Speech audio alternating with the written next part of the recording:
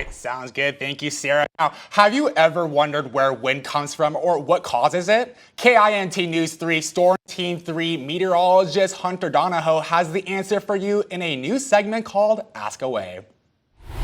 We're starting a new segment here at KIMT. It's called Ask Away. So it's mainly geared towards children, but anybody can send in a question about the weather that they may have. You can send it in video or text form, just a straight old email. You can send it on over to weather@kimt.com. Now we're going to start off this week with what causes wind. And you might ask yourself, yeah, why is it always windy on certain days and other days it's not?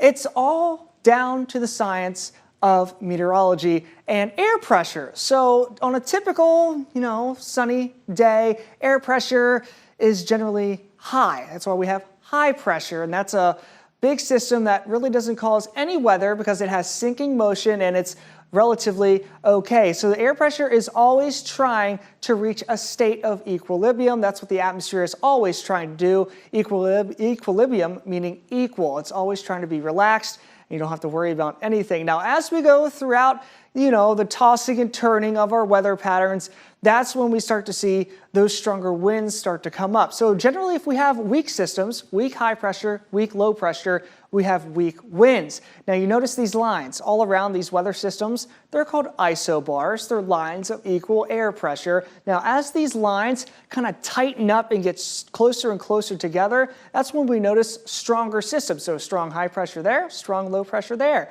And when we see those systems getting stronger, that's when the winds get stronger, because in between each of these lines, as they get closer and closer together, it increases the gradient or the difference in distance in terms of air pressure. So once we get a stronger gradient in the atmosphere, that's when we see those stronger winds. So let's tie it into what we saw just the past few days. We had very strong pressure gradients right over our region. Notice how tight these lines are together. That's why we saw very strong winds Tuesday and Wednesday. Now, as we go throughout, say, tomorrow and over the next few days, high pressure will start to come back into our region. Notice, no tight pressure gradient in between these two systems, so the winds will probably be weaker as we head in towards the weekend. So that's what causes wind. If you do have any question, as I said, relating weather or any science question that you may have regarding the atmosphere, weather in general, send them on in, weather@kimt.com, and I'll be able to answer your question every single week,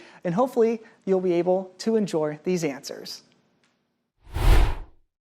Dodge and Olmsted Victim Service